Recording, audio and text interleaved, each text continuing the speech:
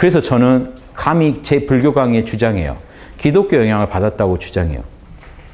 실제로 디승경전이 등장한 거는요. 신약 성서가 다 쓰여진 훨씬 뒤입니다. 디승불교가 오래된 것 같죠. 경전들이. 3, 4세기 때 경전들이에요. 다. 신약 성서가 훨씬 빨리 집필돼요.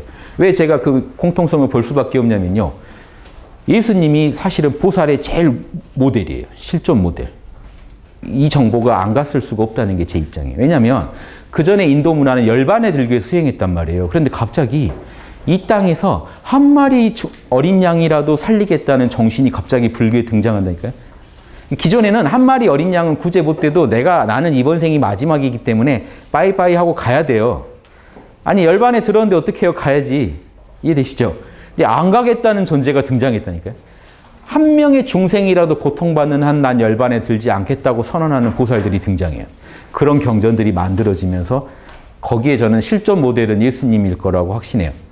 기독교의 영향 없이. 그래서 아미타불 신앙이 어디서 나온지 아십니까?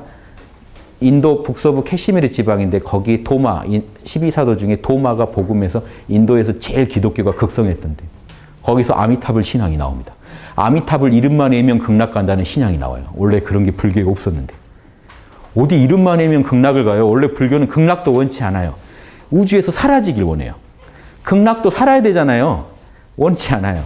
우주에서 완전히 사라지길 원하는 게 그 열반이고 열반하고 극락은 달라요. 우주에서 완전히 사라지는 걸 원해요. 열반. 그리고 극락에 가길 원치 않았어요. 초기 불교는. 그리고 어떤 부처님의 이름을 위해서 거기 간다는 발상은 더더구나 없습니다. 힌두교에는 좀 그런 모습이 있어요. 근데 초기 불교는 없었어요.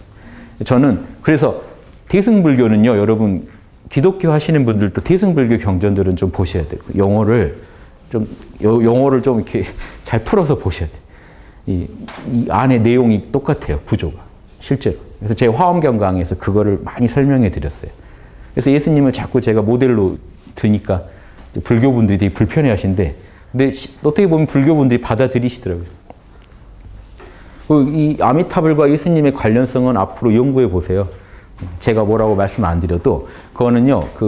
제가 봐서는 기독교 영향으로 뭔가 다듬어진. 그래서 대승불경들은 3, 4세기쯤에 주로 쓰여집니다. 그러니까 이 기독교 문화의 영향을 받은 뒤에 나온 작품들이에요. 그래서 불교가 되게 달라져 있어요. 그래서 한 명이라도 구제하기 위해서 나는 계속해서 이 지상에 올 거다. 근데 와서 뭐 할 거라고요? 육바람일. 딱 이게 정해져 있어요. 육바람일 하면 대승입니다. 그래서 육바람일은요. 남을 사랑하는 거. 보시바람일.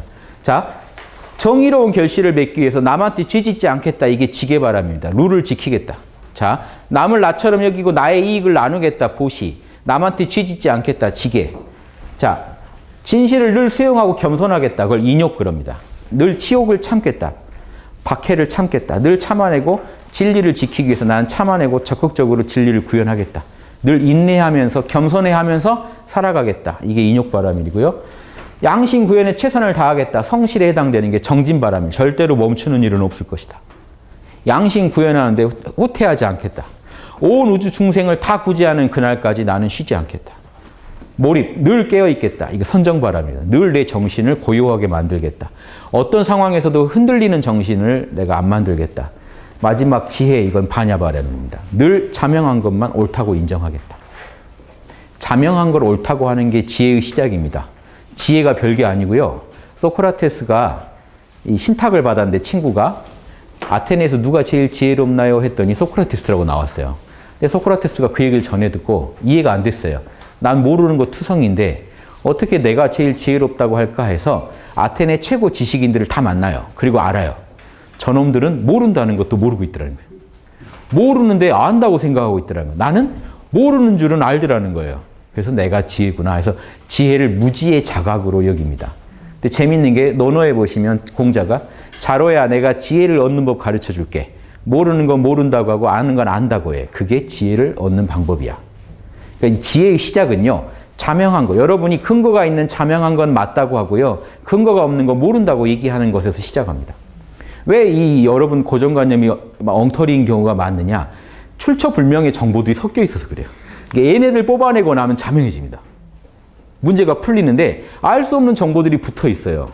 꼭 진짜처럼. 얘네들 속아내는 게 먼저입니다. 성인들도 다 그렇게 시작했어요, 공부를. 성경에 이렇게 얘기하시죠. 예할 건 예하고 아니오 할 건 아니오 해라. 나머지는 다 악에서 나온 소리다. 나머지 다 사기치는 거예요. 그게 양심 위반이라는 거예요. 양심 불량. 그래서 맞는 건 맞다, 아닌 건 아니다, 아는 건 안다, 모르는 건 모른다. 이걸 요즘 메타인지라고 합니다. 여러분 내면에 메타인지가 있어요. 여러분이 뭘 아는 작용이 인지작용이면요. 메타인지라는 건요. 더 내면에서 여러분이 진짜 아는지를 판정해주는 인지 능력이 있어요. 그러니까 여러분이 진짜 아는 게 아닌데도 여러분은 안다고 생각하는 경우는 메타인지가 오류인 거죠. 잘못 작동하고. 옛날 성인들은요. 메타인지가 제일 선명한 분들이에요. 그래서 아는 건 안다, 모르는 건 모른다, 자명한 건 자명하다, 아닌 건 아니다. 그러니까 그 시대 소크라테스는요. 그 말도 안 되는 그 신화들이 있죠. 신들이 맨 하는 짓이 부녀자, 납치, 강간 이런 거예요. 제우스 신, 그 그리스 신화 읽어보세요. 내용이 다 이상해요. 맨 근친상간, 겁탈, 막 심심하면 내려와서 인간계에서 애 낳고 가고. 말도 안 되죠. 소크라테스가 거기에 문제 제기를 합니다. 그게 말이 되냐고. 그 시대에 제일 자명한 분들이에요. 말이 안 되는 걸 말이 안 된다고 하는 분들. 공자님도 이 시대에 욕심으로 충찬할 때 양심 아니면 답이 없다라고 얘기해서 등용이 안 됐죠. 그 제자인 후계자인 맹자도 또 같은 짓 하다가 등용 안 됐죠. 부처님 인도 힌두 신화에 반대한 거예요. 그렇게 신비할 게 아니다. 우리 내면에서 그 도덕성을 찾는 게 그렇게 신에게 막 무슨 이상한 신들 많이 모셔놓고 해야 될 게 아니다. 너무 신이 많잖아요. 인간 수보다 신 수가 더 많대요, 인도는. 부처님이 그런 걸 한번 날려버린 거예요. 필요하면 계속 만들어내니까, 신을. 그러니까 또 거기에 반대한 거고. 또 예수님은요, 유대교에 반대한 거죠. 그 기존 전통에 반대한다는 게 쉬운 게 아닙니다. 지금 여러분이 자본주의에 반대하는 정도예요. 이 시대 속에서 살았는데 갑자기 이 시대의 모든 고정관념을 거부한다는. 얼마나 머리가 자명해야 될까요? 이건 양심에서 오는 힘입니다. 내가 양심으로 더 정당하다 하는 확신에서 오는 힘이기 때문에 이런 양심의 전문가라야 이런 말을 할 수 있다. 그 시대의 편견에 저항할 수 있다. 자, 이 말씀 드리고 싶고요. 아인슈타인 얘기 한번 들어보실래요?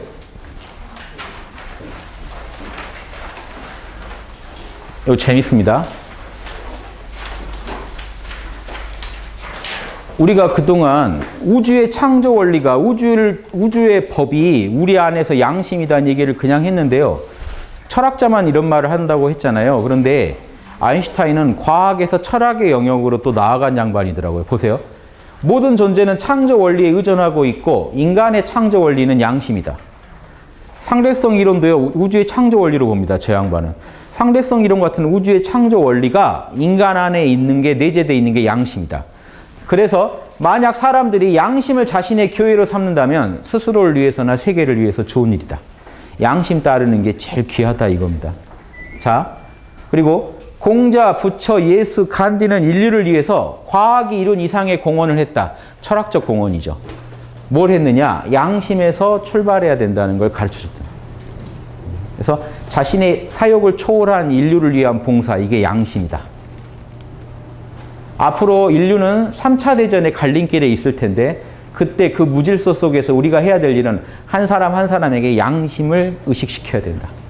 그렇지 않다면 다음 전쟁 때는 아주 적은 사람만 살아남을 것이다. 우리가 양심을 깨닫고 우주적인 인간, 우주적인 법을 따르는 인간이 되자 이거죠. 이분은 이제 그 종교를 초월해서 얘기하신 거니까 이런 걸 참고해서 우리가 양심에 대해서 이해를 하신다면 과학자도 결국 답이 뭐였다는 거죠? 양심이 우주의 원리다. 이게 우리나라 옛날 선비들은요. 우리나라 옛날 선비들은 당연하게 저렇게 알고 있었습니다. 이게 추나추동이 우주 돌리는 원리죠. 이게 인간의 양심 원리라고 본 거예요. 그래서 우리나라 조선의 학문을 뭐라고 부르죠? 성. 인간의 본성이 그대로 우주의 창조 원리이다 해서 성리학이라고 하는 겁니다. 나의 양심이 우주의 창조 원리다라고 본 거예요. 성리학. 그래서 우주를, 이게 왜 창조 원리인지 아세요? 보세요. 이게 우주 빅뱅도 다 이걸로 설명돼요. 우주가 탄생해서 팽창되다가 또 쪼그라들고 사라질 거를. 근데 이 사이클이 우주가 끝이 있겠어요? 영원하게 굴러갈 거다. 이 동양의 이 입장에서 볼 때 우주가 탄생되고 소멸되는 것까지도 저 음양의 진동이라고 본 거예요. 그래서 작은 미시부터 거시까지 음양의 원리가 우주의 창조 원리라고 본 거예요. 그러니까 우리도 창조 원리를 따르려면 양심의 소리를 들어야 된다고 봅니다. 그럼 욕심은 창조 원리에 맞을까요? 안 맞을까요? 욕심도 똑같죠. 자, 욕심으로 보면 이렇게 돼요. 여기가 기쁨이에요. 이 가운데 토가 욕심에 해당되고요. 예전 선비들이 그려놓은 그림이 있습니다. 조선 중기에.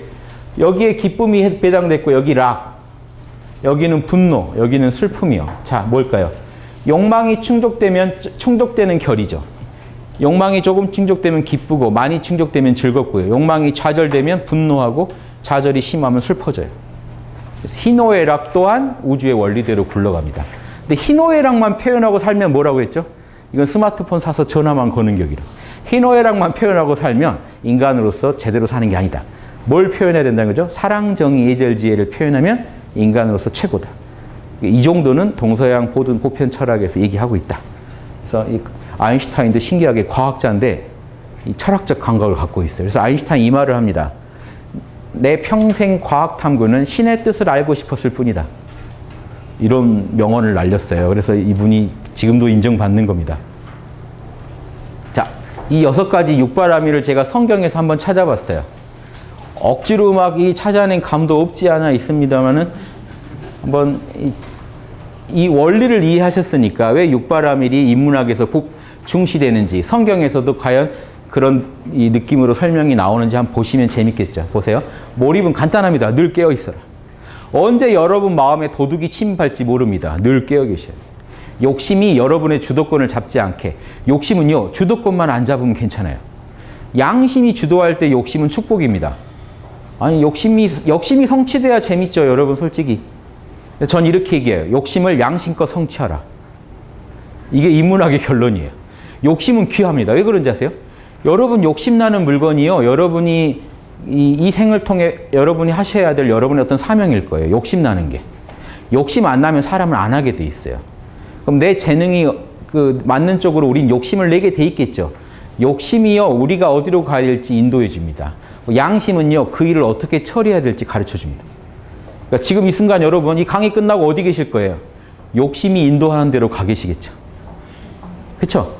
한잔 하고 싶으신 분은 술집에 가 계실 거고, 아니면 어디 뭐 물 좋은 데를 찾아다니신 분도 계실 거고. 자, 욕심이 인도하는 대로 갈 겁니다. 분명히. 저항하셔도 가실 거예요. 그런데 어떻게 하면 된다고요? 욕심하고 싸우는 게 아니라 욕심을 양심껏 충족하면 됩니다. 욕심은 우리가 뭘 해야 될지 시시각각 가르쳐줘요. 욕심이 아니면 어떻게 살아야 될지 모르고 계실걸요? 욕심대로 우린 살아요. 그런데 거기에 양심만 우리가 투입하면 우리 삶 자체를 성스럽게 만들 수 있다는 거죠. 여기에 이제 포인트가 있습니다. 그래서 늘 깨어있어라. 깨어있지 못하면 우린 욕심에 지배당합니다. 욕심을 지배할 수 있으면 됩니다. 그래서 지혜, 진리가 너희를 자유롭게 하리라. 진정한 진리 안에서 우리가 살아갈 때 그 진리 안에 거한다는 게 뭘까요? 황금률이 진리죠. 진리 안에 거한다는 건 뭡니까? 진리 안에 아주 들어앉아 살고 있다는 건 황금률의 법칙을 내 삶의 기본 법칙으로 삼고 산다는 거죠. 자, 여러분은 중력의 법칙 안에 거하고 계십니다. 이 말 맞죠?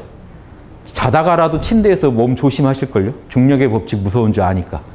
안 떨어지려고. 위험한데 안 가시죠? 자, 여러분 늘 중력의 법칙을 막 외우고 다니시진 않죠? 그런데 이미 그 안에 살고 계신다는 게요, 위험한데 안 갑니다, 본능적으로. 그 법칙이 거의 체화돼 있죠. 그런데 황금률의 법칙이 체화돼 있으면 어떨까요? 황금률의 법칙 안에 거하시면 말을 하다가도 딱 멈춥니다. 남한테 나가지 말아야 할 말이 나가는 것 같으면 바로 감각하고 느끼고 바로 멈추고 바로 사과하고 끝낼 겁니다. 그 상황을 바로바로 마무리 지을 겁니다. 그게 그 진리 안에 사는 겁니다. 이게 진정한 지혜죠. 진리 안에 우리가 살아야 된다. 그게 우리를 자유롭게 해준다. 욕심을 경영할 수 있으면 자유가 오고요. 욕심 경영이 안 되면 자유가 없습니다. 욕심하고 늘 싸워야 되고 끌려다녀야 돼요. 자, 사랑. 너가 대접받고 싶은 대로 남한테 해줘라. 이게 아주 사랑을 강조한 말씀이죠. 사랑과 정의를 구분하면요, 공자님 말씀은 정의에 가까워요. 보세요. 내가 받고 싶지 않은 건 남한테 하지 마라. 정의에 가깝죠. 내가 받고 싶은 걸 해줘라. 이건 사랑이에요. 왜 이게 같은 말 같은데 미묘하게 다르냐면요, 사랑은요 끝이 없어요. 그러니까 내가 받고 싶은 거 남한테 해준다는 건 한계가 없잖아요. 내 역량껏밖에 못해요. 근데 정의는요, 어기면 바로 피해자가 나옵니다. 즉 어기면 비난받는 걸 정의라고 그러고, 철학자들이 이렇게 정의 내렸어요. 어기면 비난받는 게 정의입니다. 즉 내가 당해서 싫은 걸 남한테 하면 비난이 바로 와요. 그건 정의입니다. 사랑은요. 내 여건대로 역량대로 해주는 거예요. 왜냐? 무한하니까. 어디까지 해주실래요? 끝이 없잖아요. 지금 아프리카에 있는 그 친구들도 도와줘야 되고 어디도 내 사랑이 인도한 대로 가려고 하면요. 끝이 없습니다. 그래서 역량껏 하시는 거예요. 중요한 건 역량껏이에요. 역량을 넘어서는 순간 우리는 양심을 못하게 됩니다. 포기하게 됩니다. 맹자가 이런 말을 했어요. 맹자가 이런 말을 했습니다. 양심을 기르려면 비법이 있다. 뭡니까? 양심에 찔리는 것만 처리해라. 지금 양심에 확실히 찔리는 것. 아버지가 지금 이 순간 내 역량을 고려해서 내가 할 수 있는데 안 하는 건요. 크게 찔립니다. 내가 할 수 없는 거는 그렇게 안 찔려요. 지금 인류를 구제 못했다고 여러분이 크게 찔리진 않아요. 그런데 지금 가족을 못 돌보고 있으면 찔립니다. 왜? 내가 할 수 있는데 안 하는 거니까. 맹자가 이 얘기를 다 해요. 태산을 끼고 뛰라 그러면 못한다. 그건 못하는 거다. 그런데 할 수 있는데 안 하는 건 다르다. 그래서 할 수 있는데 최선을 다하고 완벽하게 하려고 하지 마라. 이게 팁입니다. 양심의 울림에 최선을 다해 반응할 뿐 완벽하게 하려고 하지 마라. 예수님하고 자꾸 비교하지 마라. 가랭이 찢어지니까. 못 따라갑니다. 자, 이 말을 다시 또 풀어줘요. 늘 양심할 거는 잊지 말되 조장하지는 마라. 이 조장하지 마라. 이 말이 맹자에서 나오는데요. 이게 말 자체는 좋은 말이에요. 잘 안 하는 걸 도와주라는 거거든요. 근데 왜 조장하지 마라고 하냐면요. 여기서 말한 조장은 인위적 조장이에요. 그러면서 예를 들어줘요. 여러분 잘 아시는 얘기겠지만 어떤 나라의 사람이요. 자기 밭에 싹이 잘 안 자라니까 안타까워서 가서 다 이렇게 들어 올려줬어요. 하루 종일. 그래서 너무 힘들다. 집에 와서 너무 오늘 수고 힘들다. 피곤하다. 조장해줬다. 내가 그 싹들이 자라는 걸 도와줬다. 아들이 그 말을 듣고 놀래서 나가보니까 다 말라 죽었어요. 이 말을 맹자가 해요. 뭔 뜻이죠? 양심하는데 너무 오버하지 마라. 역량껏. 내 역량에 할 만한데 안 하고 있는 게 제일 찔립니다. 제일 찔리는 게 아버지가 하라는 거라고 알고 그것만 하라는 거예요. 더 잘하려고 하지 마라. 완벽하게 하려고 하지 마라. 인간은 그런 존재가 아니니까. 유교 성인들은요. 편한 게 인간의 한계를 되게 긍정하고 얘기합니다. 불교 쪽은 좀 부담스러운 게 너무 막 전지전능한 얘기만 해요. 너무 판타지에서 현실감이 떨어지니까 실제로 보살도로 연결이 잘 안 됩니다. 너무 먼 얘기를 하니까요. 그러니까 여러분 산에 앉아서 일체 중생을 구제하겠다는 얘기만 계속 하고 계세요. 보니까 자기 가족도 구제가 안 되고 지금 아무도 구제가 안 되는데도. 근데 유교는 한 걸음 한 걸음부터 얘기하거든요. 그래서 제가 그런 실전 팁들이 많아서 좋아합니다. 그래서 말씀드린 거예요. 맹자가 양심은 자기 역량껏 깜냥껏 해야지 오버하지 마라. 오버하면 자빠진다. 사실 그럼 이제 말라 죽는다는 게 뭐죠? 다시는 양심 안 하게 된다는 거예요. 그놈의 양심. 양심만 생각해도 막 두통이 오고 양심 좀 해보려다가 어디서 기부하라. 자기 역량껏 해야 되는데 하고 편할 정도로 내 욕심도 만족할 정도로 해야 돼요. 욕심하고 소통이 안 돼 계시면요. 순간 갑자기 성인의 화신이 돼가지고 쫙 집안에 있는 재산 다 주고 돌아와서 끙끙 앓으시는 거죠. 자, 이러면 이분은 다시는 양심 안 합니다. 기부 안 합니다. 내가 다시는 기부를 하면 내 손에 뭐 장을 지진다 이렇게. 문제가 있죠. 양심은 계속 키워가야 되는데 무리하면 못 키워요. 그러니까 키워가는 게 중요하기 때문에 유교 성자들은요. 반드시 역량껏 하고 즉 제일 찔리는 것만 처리하라는 거예요. 그러면 역량이 점점 커져서 나중엔 더 큰 일도 할 수 있는데 처음부터 큰일 하려고 덤비면 아예 말라 죽게 된다. 그래서 지금 이런 가르침들도 그런 식으로 이해하시면 좋겠어요.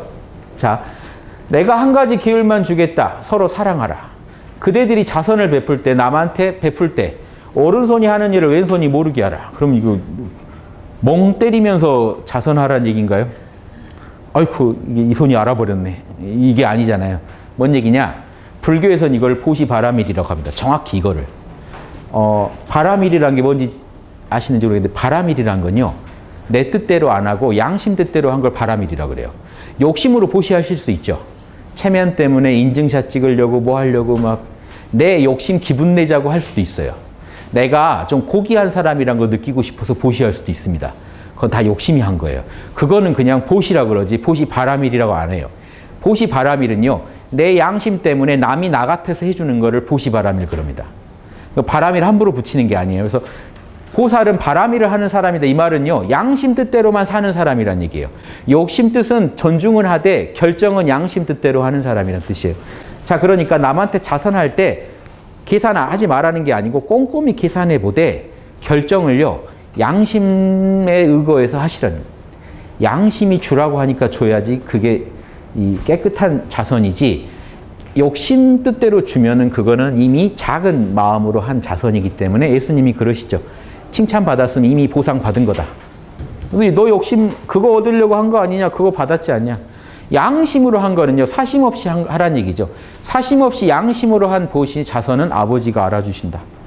우주가 그건 칭찬해 준다. 그래서 우리가 한순간 하는 작은 마음 내는 일도 양심으로 한 일은요, 아버지가 알아주시는 거고, 욕심으로 한 일은 이거는 그냥 작은 보상에서 끝나는 일이 되겠죠. 아니면 악의 열매를 맺거나. 그래서 이런 부분, 사랑의 바람을, 정의의 바람을, 단호함을 가지고 설명하실 때요, 두 손 가지고 지옥 가는 것보다 불구로 천국 가는 게 낫다. 잘못된 건 잘라내버리자는 얘기를 하시죠. 이게 정의감입니다. 잘못된 건 도려내자. 율법은 없어지지 않을 것이다. 계율을 지키자 이거죠. 좋은 나무가 나쁜 열매를 맺을 수 없듯이 항상 좋은 열매를 맺는 실천을 하자. 성실바라며, 작은 일에 성실하면 큰 일에도 성실할 것이다. 예절, 인욕이나 불교는 인욕바람이고 유교는 예절이라고 하는 거 보세요. 겸손과 인내가 다 나옵니다. 인내로 생명을 얻으리라. 나의 마음은 온유하고 겸손하다. 항상 겸손한 마음, 인내의 마음을 가지고 살아가자. 이 안에 황금률이 실천할 수 있는 팁들이 다 들어있지 않습니까? 그래서 제가 소개해 드린 겁니다. 예, 여기 억지로 갖다 붙이려는 게 아니라 양심의 발현들이에요. 저 발현들이 우리 안에서 갖춰질 때 우리는 황금률을 실천할 수 있어요. 그게 하나로 모이면 황금률입니다. 그래서 이걸 말씀드리고 싶은 거고요. 시간이 애매하니까 좀 더 버티실 수 있나요? 좀만 더 가고 일찍 끝내겠습니다. 예. 사도 바울 한번 얘기 들어보죠. 사도 바울은 양심은 스스로의 율법이다. 이 얘기가요, 다른 건 별 얘기가 아니고, 유대인이건 그리스인이건 선을 하면은 하늘이 영광과 명예와 화평을 주고, 악을 하면 한난과 고통을 줄 거다. 이게 보편이라는 거죠. 이 인과법칙은 우주 공통이다. 뭐 유대인이라고 봐주고 이런 거 없다. 그리스인이라고 뭐 또 봐주는 거 없다. 지금 그 당시 이방인들이죠. 이방인들이건 유대인이건 죄 지으면 벌 받고 선을 하면 복 받게 돼 있다. 하느님은 사람 차별 안 한다. 그런데 이 얘기 때문에 해요. 유대인만 십계명을 받았다, 율법을 받았다고 자부하고 있단 말이에요. 우리만 선택받은 것처럼 얘기한단 말이에요. 바울이 그게 싫어서 이방인들도 양심 있다 이 얘기를 한 겁니다. 거기서 우리가 양심에 대한 얘기를 들을 수가 있거든요. 율법 없는 이방인들도요, 율법을 꼭 십계명을 하늘에서 받는 것처럼 받아야 되는 게 아니라 율법 없는 이방인들도 자신의 양심에 따라 율법의 일을 행하니 율법이 없어도 양심이 율법이 된다. 양심이 있으면 율법 받은 거랑 똑같다는 거예요. 이해되시죠? 파격적인 얘기를 하신 거예요. 당시 유대인들이 듣기에는. 율법 받은 우리만이 하느님에게 선택받았다고 생각했는데 양심이 있으면 다 똑같이 너가 당해서 싫은 일 남한테 하지 마라. 양심 있으면 다 받은 거지. 너희만 받은 거 아니다. 그들은 율법의 행위들이 그들의 마음에 새겨져 있다는 것을 보여준다. 그래서 그들의 양심이 증인이 돼서 그들의 생각들은 혹 비난받기도 하고 변명하기도 하는 거다. 양심에 찔리니까 변명도 하고 비난도 하고 하는 게 각자 내면에 새겨진 양심 때문에 일어난 일이다. 양심의 증인이 다 보고 있다. 양심에 대한 또 멋진 말씀이죠. 카톨릭에서 양심 중시하는 건 제가 예전부터 잘 알았는데 최근에 와서 이런 얘기를 계속 해주셔서 저도 양심 강의하는 입장에서 아주 힘이 나서 말씀드립니다. 어떤 분이 이렇게 물으셨죠. 믿음 없는 사람 어떻게 신이 용서할까요? 신의 자비에는 한계가 없다. 무신론자들은 그들의 자신의 양심을 지키면 된다. 무신론자들은 양심에 반하는 행동할 때 죄가 된다. 양심에 귀를 기울이고 이를 지킨다면 선악에 대해서 늘 판단할 수 있다. 다 정확히 얘기하셨죠.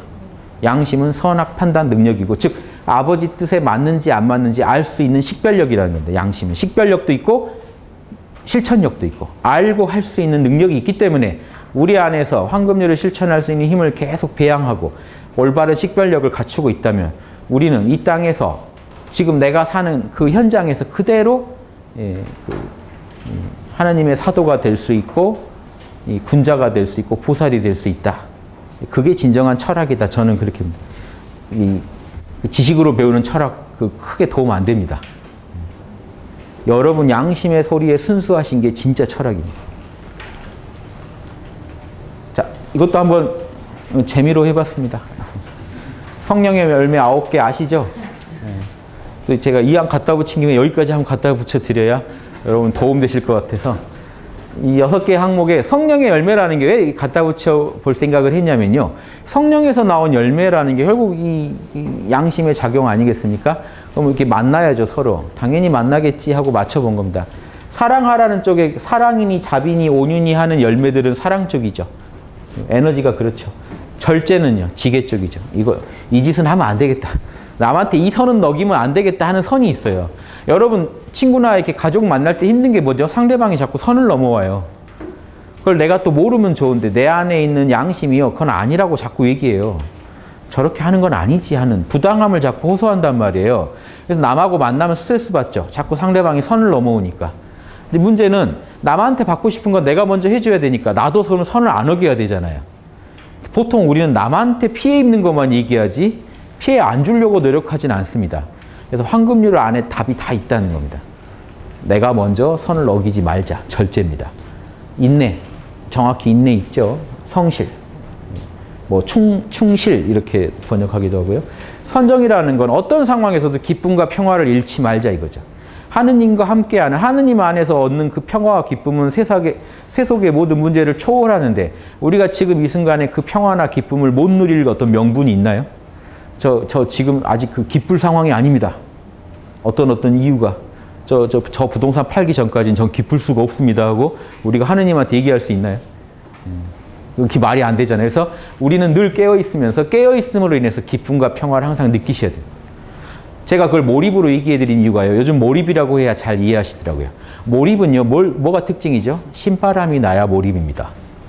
즉, 뭔 일에 몰입했을 때 우리 내면에 평화가 와요. 그래서 여러분 죽겠으니까 뭐라도 하세요. 술이라도 드시는 거예요. 술 드시면서 몰입해서 푸는 거예요. 아니면 게임을 하고 계세요. 아니면 도박에 몰입을 하세요. 그것도 결국 하나님 만나는 방법이에요. 하느님을 만나는 방법입니다. 좀 잘못된 방법이지만 도박은 왜 그럴까요? 피해를 주니까. 피해를 주니까 잘못됐지만 나와 나 모두에게 피해를 주니까 잘못됐지만 그 안에 원리를 한번 보세요. 도박할 때라도 진짜로 내가 모든 걸 잊고 쉴 수 있더라는 거예요. 원래 하느님 안에서 쉬어야 되는데 거기 모시는 분들이 방편을 밖에서 찾다 보니까 하느님 안에서의 안식에 유사한 상품들을 찾고 있는 거예요. 그럼 바로 찾으면 제일 편하겠죠. 그래서 선정이 결국 몰입으로 통한다는 얘기를 드리고 싶은 거고 이왕 몰입할 거에는 나와 나 모두에게 이로운 양심에 맞는 것에 몰입하시면 신바람도 나고 기쁨도 얻으면서 나와 나 모두에게 이로운 우리가 삶을 살 수 있겠죠. 그리고 반야라는 거는 항상 지혜를 지향하는 거니까 항상 선을 지향하는 마음, 옳은 거를 찾는 마음, 선량의 마음을 제가 한번 갖다 대봤습니다. 좀 억지스러운 부분도 있지만 양심이 이렇게 생겼다는 걸 이해하시는데 조금이라도 도움되시면 좋겠어요. 이 마음들이라야 우리가 황금률을 합니다. 이 마음 아니고 황금률 하고 있는 게 뭘까요? 아니 십계명의 내용은 황금률 하라는 거예요. 그러면 예전에 바리새파들이 황금률 하고 있었다고요.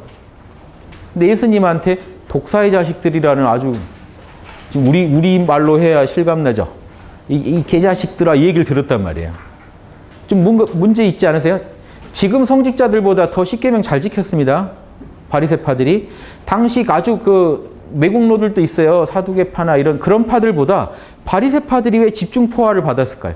아예 선이 아닌 거는요. 말 안 해도 악이잖아요. 근데 우리한테 어려운 게 이겁니다. 같을 사 그러나 이 아닐 비. 사이비가 제일 어려워요. 유사해요. 제품이 유사해요. 짝퉁이란 말이에요. 짝퉁들은 되게 유사한데 아니에요. 근데 아예 모양이 다르면 안 헷갈리는데 유사품을 제일 경계합니다. 성인들이 동서양 다 비슷해요. 유사품들을 제일 뭐라고 해요. 그러니까 바리새파들이 십계명을 열심히 지키고 있었단 말이에요. 그 당시 양반들이에요. 그 계율 지키는 걸 양반의 도리로 알고 지키고 있었다고요. 그리고 본인들이 천국 간다고 단단히 믿고 있었어요. 예수님이 뭐가 틀어졌을까요? 속에서 그걸 보시면서. 계율을 황금률도요. 어떤 마음으로 지키냐가 중요하다는 거예요. 속에서는 천국 갈 욕심으로 지키고 있으면서 남을 사랑해서 하는 게 아니라 천국, 내가 이렇게 하면 이쁜 짓 해서 하나님이 좋게 봐서 천국 가겠지. 그 욕심으로 아버지 뜻 지키고 있는 사람이 효자일까요? 아버지가 형제간에 잘 지내라 그랬는데 내가 잘 지내는 모습을 보이면 아버지가 이뻐해서 유산상속이라도 확실히 해주시겠지? 하고 있는 걸로 보인 거죠. 진짜 아버지 뜻을 존중해서 하고 있는 걸로 안 보인 거죠. 예수님이. 그래서 뭐라고 하면 제일 뭐라고 한 겁니다. 아예 망나니 아들들은 아예 망나니니까 얘기할 필요가 없고 이 아들은 효자같이 보인단 말이에요. 동네에서 효자로 평가받고 있단 말이에요. 예수님이 이게 열받으시니까. 정의감이죠. 사랑으로는 품어주되 아닌 건 단호하게 아니라고 하시는 분입니다. 그러니까 사랑으로 품어줄 때는 이쪽 뺨 맞으면 이쪽도 대라고 하시잖아요. 근데 예수님 막상 잡혀가실 때 뺨 때리니까 따지셨잖아요. 내가 뭘 잘못했느냐. 그러니까 이게 막연하게 다 대주는 게 아닌 거죠. 사랑의 마음에 봄 기운으로 품어줄 때는 대주되 가을 기운으로 바로잡아야 될 때는요. 따져야 됩니다. 아니다. 그러니까 우리가 사랑으로만 자녀를 키우면 방종에 빠지죠. 뭘 해도 품어주면. 근데 또 뭘 해도 다 원칙 따져서 꾸짖으면요. 살벌해집니다. 사랑과 정의의 균형이 황금률의 극치입니다. 이게 예술이에요. 품어주되 단호하고 단호하되 또 품어주는 그 맛.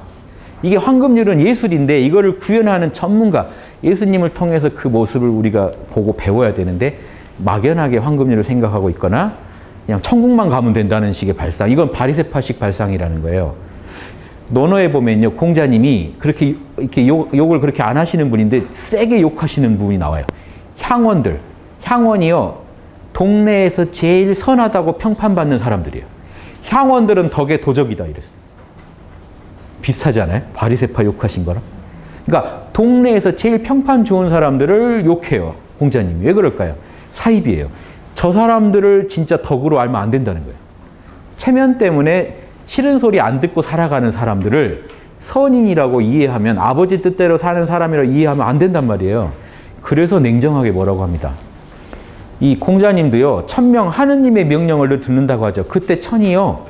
이게 그냥 막연한 추상적인 존재가 아니고 아주 실존이에요. 천명을 늘 듣고 산다는 걸 중시하고요.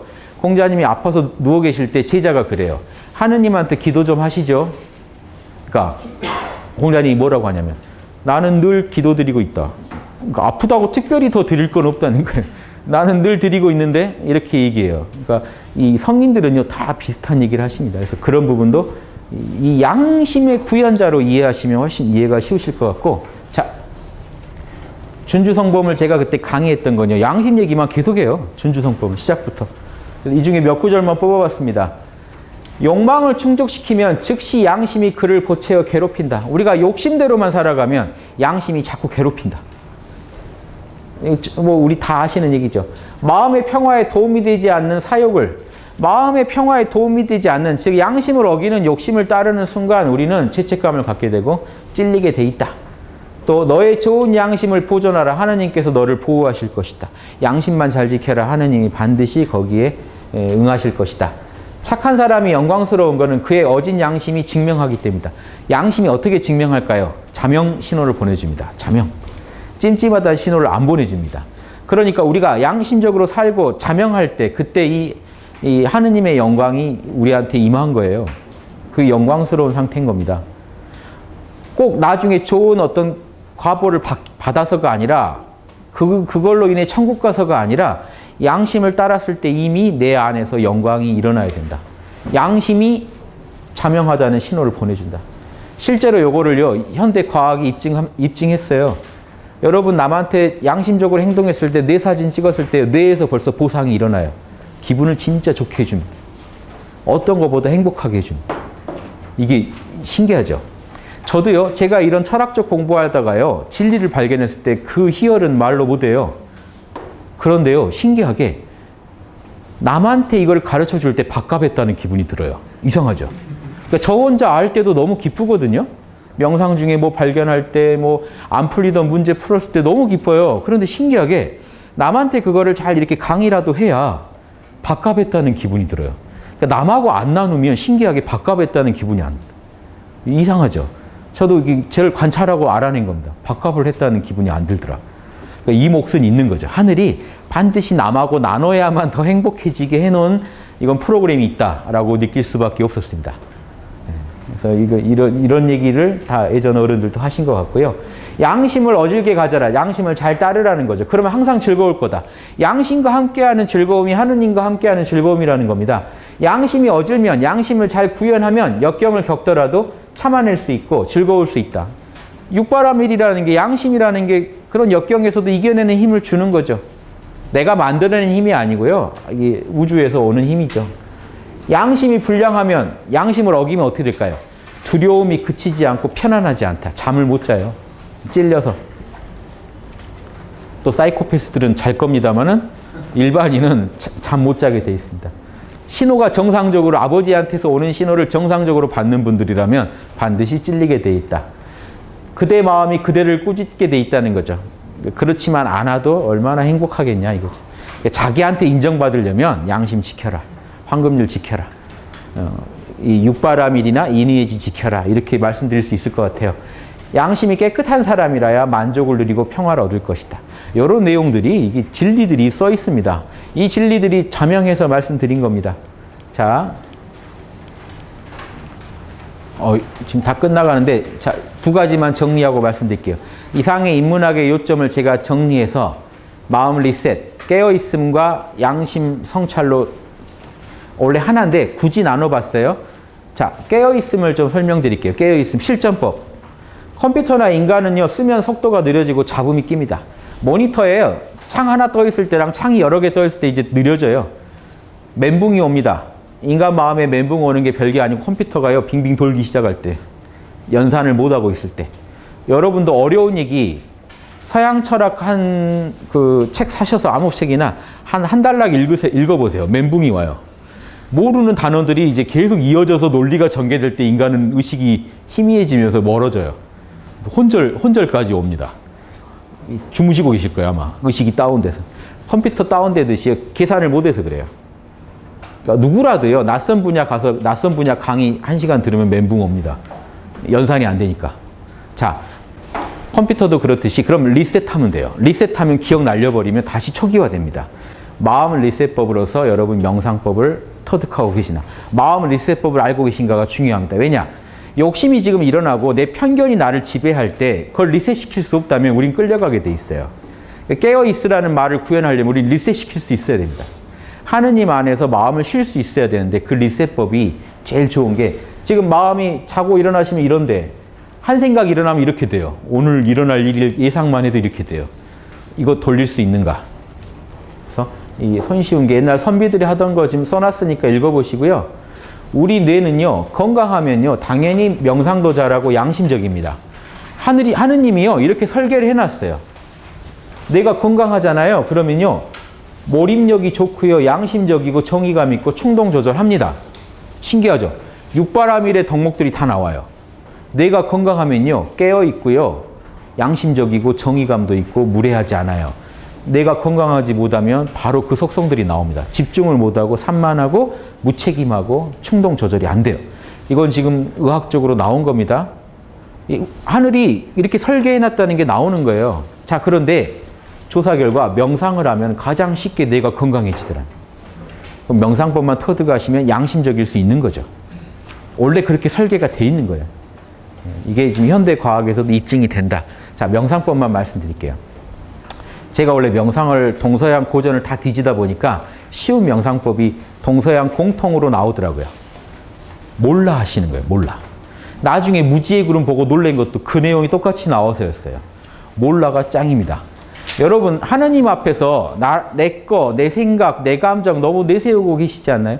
그거 다 몰라 해버리면 돼요. 내 이름도 몰라 해버리면 됩니다. 내 이름도 몰라 하고 하느님께 모든 걸 맡긴다는 기분으로 쉬시면 가장 깔끔하게 마음이 리셋됩니다. 초기화돼 버립니다. 그래서 제일 좋은 게 내 이름 몰라 하시는 게 제일 좋아요. 자, 지금 제가 도와드릴게요. 눈 감아보세요. 주무시지 마시고요. 자, 몰라만 해볼 거예요. 자, 지금 몇 시인지 모르겠습니다. 어딘지 모르겠습니다. 상상만 해보세요. 어딘지 모르겠습니다. 이름도 모르겠습니다. 내 이름을 모르겠습니다. 무조건 몰라예요. 무조건 모르겠습니다. 존재는 합니다. 존재하는 것만으로 만족합니다. 더 필요한 건 없습니다. 존재 안에서 만족합니다. 부족한 게 없습니다. 이름을 모르기 때문에 돈도 필요가 없습니다. 가족 모릅니다. 모르겠습니다. 부족한 게 없습니다. 괜찮다라고 하십시오. 괜찮다. 부족한 게 없습니다. 딱 좋습니다. 괜찮습니다. 잡념이 일어나도 괜찮습니다. 잡념이 일어나도 모른다라고만 하십시오. 잡념하고 싸우지 마십시오. 자, 과거는 지나가고 없습니다. 모른다고 하십시오. 미래는 아직 오지 않아서 없습니다. 모른다고 하십시오. 지금 이 순간에 존재해 보십시오. 지금 이 순간 모른다 하고 존재해 보십시오. 이름도 모르는 채로 지금 이 순간 존재해 보십시오. 부족한 게 없습니다. 존재만으로 감사합니다. 존재만으로 만족합니다. 하나님 안에서 부족한 게 없습니다. 모든 걸 하나님께 맡기겠습니다. 나는 모를 뿐입니다. 자, 눈 뜨시고요. 좀 짧게 했죠. 이렇게 1분에서 5분만 하시죠. 여러분 몸도 사라지고 없습니다. 존재만 있어요. 이 존재가요, 여러분 신에 제일 다가간 상태예요. 구약에서 하느님이 뭐라고 하나요? 본인을 I am이라고 그래요. I am. 나는 I am이다. 지금 스스로 있는 자다 이렇게 번역하잖아요. I am 뒤에 뭐가 붙은다고 생각해 보세요. I am 뒤에 수로가 붙으면 어떻게 되죠? 작은 내가 돼요. 작은 나. 난 배고파. 배고픈 나가 돼요. 화나 있어. 화난 나가 돼요. 근데 I am 뒤에 아무것도 안 붙여보세요. 이름도 붙이지 말아보세요. 존재만 있죠. 이게 여러분의 가장 마음 중에 순수한 상태입니다. 참나라고 많이 부르는 게 그 상태. 그 상태라야 하느님과 깨끗하게 통합니다. 그래서 깨어있으라는 게요. 그 상태로 돌아가는 거예요. 이게 원리예요. 과학적으로도 맞는 원리고요. 이렇게 쉬시면 돼요. 그런데 제가 이렇게 지도하고 다녔는데 나중에 무지의 구름이 서점에 팔더라고요. 한번 봐야지 하다 안 봤는데 마침 개정판이 나와서 사봤어요. 무지의 구름이 모세가 구름 속에서 하느님을 만났듯이 무지라는 구름 속에 들어가면 우리는 신을 만날 수밖에 없다는 내용인 거예요. 그리고 보니까 무지를 뭘 무지할 거냐? 시간과 장소와 몸을 무지하래요. 그리고 심지어 하느님에 대한 내 생각까지 다 무지로 던져버리래요. 그것도 또한 내 생각일 뿐이기 때문에 내 감정일 뿐이기 때문에 다 던져놓고 하느님 앞에서 순수하게 있으면 그대로 신을 만난대요. 보고 놀랬죠. 뭐지 이렇게 똑같지? 해가지고 불교도 그렇게 명상해요. 실제로. 불교 화두 중에요. 첫 번째 벽암록이라는 화두집 중에 첫 번째 화두가 뭐냐면요. 달마대사가 양무제를 만났는데 양무제가 그대 이름은 뭔가 했을 때 달마대사가 이렇게 얘기합니다. 모르는데요. 내 이름 몰라요 라고 대답해요. 그게 첫 번째 화두예요. 그래서 승산 스님이 그 화두를 가지고 미국 아이비리그 가서 그 머리 좋은 양반들한테 머리 복잡한 분들한테 머리가 좋으면 또 복잡합니다. 계산을 많이 해야 돼서 몰라 해라고 하니까 다 머리가 뻥뻥 터져버린 거예요. 이렇게 좋은 게 있었구나. 머리를 쉬니까 리셋되니까 너무 좋았던 거예요. 별게 아니고. 그 상태가 우리가 하느님을 만나는 상태. 가장 순수한 상태. 뭘 달라 하고 있는 상태. 우리 하느님의 소리가 안 들리잖아요. 그러니까 여러분 순수하게 마음을 내려놓으실 수 있냐. 이게 이 무지의 구름이요. 70년대에 구름의 기도로 이름을 해서 그 무지의 구름에서 기도법을 뽑아냈고요. 그 구름의 기도로 이름이 바뀐 게 향심 기도입니다. 곧장 센터, 거기서 심은 중심이죠. 곧장 아버지로 향하는 길이요. 지금 어떤 기분, 어떤 감정, 어떤 상태에 계시건 몰라라고 하시는 순간 우리는 존재의 제일 중심에 들어가 있습니다. I am 상태. 하느님과 하나가 된 상태. 그래서 이 얘기를 드리고 제가 이 말씀을 드릴게요. 이거는 좀 그 교재로 참고하시고요. 아, 길기도 하네요. 이런 얘기 다 해드리고 싶었는데 인문학 얘기 해드리다가 제가 인문학 얘기를 좀 해드리고 싶어서 인문학의 개론 얘기에 좀 공을 많이 들였더니 이 얘기를 다 못 드렸는데 자, 이것만 알아두셔도 됩니다. 자, 올바른 판단, 양심 성찰을 이렇게 하세요. 카톨릭은 양심 성찰 하시잖아요. 양심 성찰은 아버지 뜻을 내가 정확히 읽어냈는가, 아버지 뜻을 놓친 건 없는가, 찜찜한 건 없는가 분석하시는 건데 자, 지금까지 말씀드린 6가지 덕목으로 분석해 볼게요. 첫째, 양심 성찰에 임하실 때 마음 리셋을 하세요. 순수한 마음이 아니면 여러분을 변호하고 있거나 아버지 앞에서 뭔가 속이고 있습니다. 이해할 걸 이해라고 안 할 수가 있어요. 그러니까 마음을 비우세요. 모른다로 한 최소 1분 정도는 계셔보세요. 마음이 순수해지시면 무지의 기도를 드리시는 거죠. 그 다음에 상대방 입장을 배려했는가? 내가 진심으로 상대방이 돼봤는가? 지금 가족 간에 뭔가 좀 지금 불만이 있다 할 때 내가 그 가족 입장 돼봤는가 한번 따져보세요. 자명하십니까? 배려 충분히 하셨나요? 아니면 찜찜하신가요? 양심의 울림을 들으세요. 임의로 정할 수가 없습니다. 우리가 그 울림이 있어요. 아버지의 뜻에 맞는지 보세요. 내가 그 가족한테 혹시 그 가족 입장이라면 부당하게 피해받았다고 여길 만한 요소는 없는지, 내가 선을 어긴, 양심의 선을 어긴 건 없는지 느껴보세요. 찜찜하신 느낌이 들까요? 자명한 느낌이 들까? 한번 느껴보세요. 마음을 리셋해야 이게 느껴집니다. 마음을 리셋하고 계시면 이 질문들에 되게 섬세하게 반응하게 돼요. 잘 안 들렸던 자명 찜찜의 신호가 들려요. 마음을 비우고 들으면. 생각과 언행이 겸손했는가? 상대방한테 나의 생각이나 말과 행동이요, 무례할 만한 요소는 없었는지 한번 점검해 보세요. 찜찜한지 자명한지. 당당하시면 자명하실 겁니다. 뭔가 걸리는 게 있고 찔리는 게 있으면 찜찜하실 겁니다. 양심 구현에 최선을 다했는가 물어보세요. 지금 솔직히 양심하고 싶지 않은 수도 있잖아요. 내면이. 나는 최선을 다하고 있나? 어떤 역경이 와도 이겨낼, 어떤 박해가 와도 양심을 실천하려는 그런 성실함이 있는지, 되게 나약한지, 위태위태한지, 최선을 다 못하고 있는지 느껴보세요. 그 다음에 나의 정보와 판단. 내가 이 판단의 근거로 삼은 정보와 실제 판단이 목에 칼이 들어와도 자명한지, 당당한지 느껴보세요. 후회 안 생기겠는지. 뭔가 걸립니다. 여러분, 윗사람한테 보고서 하나 쓰더라도요, 6번째 이것만이라도 염두에 두세요. 솔직히 이 보고서 갖고 갔을 때 확인해봤어 한마디에 흔들릴 수 있어요. 근데 귀찮아서 올라가요.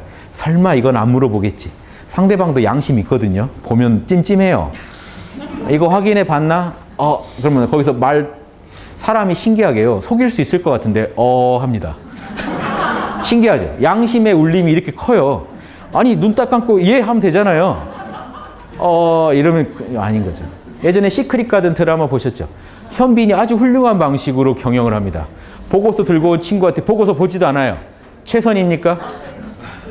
하면 끝이 아니에요. 최선입니까? 해서 하면 아닌 거예요. 찔린다는 얘기잖아요.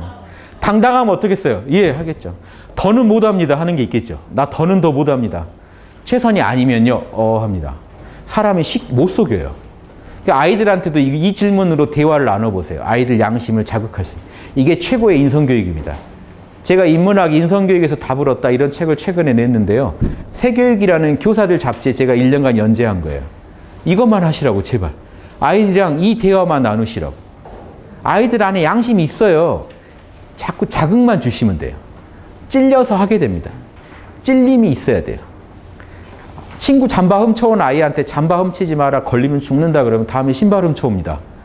전혀 이게 뭐가 중요한지 모르는 거죠. 무엇이 중요한지 몰라요. 뭐라고 하면 됩니까? 야, 잠바 뺏긴 아이가 돼봐라. 그 심정 어떠겠냐? 한번 얘기해 보라고 하세요. 뭐라고 하지 마시고 얘기만 해봐라. 그러면 둘러대더라도요, 눈이 흔들려요. 이미 찔려요. 그 찔림이 중요하다. 찔림. 너 그 친구라면 부당하다고 안 느끼겠냐? 뭐 어쩔 수 있나요? 뭐 힘이 약하면 뺏기는 거죠. 뭐 헛소리를 하더라도요, 이게 흔들려요. 이 찔림을 계속 주면요, 언젠가 자기가 불편해서라도 안 합니다. 인간은 언어 능력 타고나듯이 양심 능력 타고나요. 개발이 어떠냐는 문제는 개발이에요. 그래서 저는 이런 거를 종교한테 기대하는 겁니다. 아이들 인성을 학교에서 못 해주면 종교에서 해줘야 되잖아요. 그 찔림. 그래서 어린이들한테도 양심 이런 노트를 보급하고 합니다. 저희가 각성시키고 싶어서. 실제로 어린아이들이요, 18개월 정도 자아가 생기잖아요. 실험 결과 양심이 다 발현돼요. 엄마가 힘들 때 가서 조건 없이 도와주는 측은지심이 발현된다는 게 18개월 정도 아이들한테 입증됐어요. 그리고 친구들이 부당한 피해를 입을 때 분노하더라는 게 입증됐어요. 실제 실험 결과 나타납니다. 사양지심, 남의 눈치를 봅니다. 그리고 맞다 틀렸다는 말 안 해도 어려서부터 알고 있어요. 자, 타고난다는 겁니다. 요거를 배양을 잘해주는 쪽이 훌륭한 철학이고 영성이 있는 철학이다. 요 말씀 드리고 싶고, 여러분이 스스로를 이렇게 점검하시라. 마지막 요것만 설명드릴게요. 각 질문에 대해서 저는 4단계로 나눠봤습니다. 자명에서 찜찜, 자찜이 있어요. 자명이 큰데 이게 옳은 것 같은데 찜찜함은 있어요. 우리 현실 일은 되게 자찜입니다. 아주 자명한 일은 드물걸요. 왜냐? 여러 이해관계가 얽혀있기 때문에 내가 아무리 자명해도 누군가가 손해입을 수가 있어요. 그럼 찜찜한 마음이 듭니다. 그래도 자명이 크면 이게 옳은 거죠. 찜자가 있어요. 자명은 요만하고 찜찜한 게 이만해요. 근데 사람들이 여기서 자꾸 속이려고 해요. 여기서 잘 속입니다. 찜자를 자찜처럼 속이기가 쉬워요. 가중치를 다르게 부여해서 자기가 되게 왜곡시킵니다. 그러니까 마음 리셋을 하고 질문을 하시면요. 왜곡이 안 되고 순수하게 들려요. 이때 여러분 자찜 안에서만 놀면 여러분 성스러우신 거예요. 욕심 관리 잘 되신 거고, 찜자로 갔다. 찜찜 쪽으로 하나라도 나갔다. 그러면요. 누군가가 상처를 입었다고 보시면 돼요. 이게 공식입니다. 황금률의 구체적 공식이에요. 실전 팁이에요. 이 공식을요. 물리법칙처럼 존중해 주지 않는 한 이 지상에서 천국은 안 이루어집니다. 황금률은 구현이 안 돼요. 아무리 성자가 와서 모범을 보여주셔도 뒤따르는 사람들이 자기 안에서 양심의 소리를 안 들으면 구현이 안 됩니다. 너무 잘하려다가 오버하다가 힘들어지거나 너무 무시하고 살아서 이게 죄를 짓거나 그 중간 깜냥껏 최선을 다하자. 자찜이라도 좋다 이겁니다. 자찜만 되면 되는 거 아닌가요? 찜자면 안 됩니다. 자찜. 자찜으로만 여러분, 내 역량껏에서 제일 덜 찜찜한 쪽으로만 여러분이 움직여주시면 여러분들이 보살이 되고 군자가 되고 사도가 되실 수 있다. 그런 분들이 이 땅에 많아지길 바랍니다. 그래야 저도 편해지거든요. 여러분 주변에 보살이 많아지길 원하세요? 도적들이 많기를 원하세요? 여러분이 압차 받았어요. 압차분이 보살이길 원하세요? 군자길 원하세요? 도적놈이길 원하세요? 앞차 사람이 내가 잘못했는데도 내려서 안 다쳤냐고 물어보고 상냥한 얼굴로 예의 바르게 배려해주면서 접근해 오길 원하세요? 목 잡고 소리 지르면서 내리시길 원하세요? 그럼 끝난 거 아닙니까? 차문도 못 열죠. 겁나서. 우린 다 원하는데 안 해줘요. 가족한테 배려받기를 원하면서 배려 안 해줘요. 그러면서 사랑한다고 하면서 또 서로 집착을 통해 상대방을 괴롭힙니다. 마음 좀 비우시면 훨씬 편해지고 자연스러운 결을 따를 수 있다. 이게 저는 인문학의 결론이고 이 예수님의 온몸으로 보여주신 그 삶이 황금률의 삶 아닌가 이렇게 생각이 들어서 말씀드렸습니다. 조금이라도 도움 되시길 바랍니다. 마치겠습니다.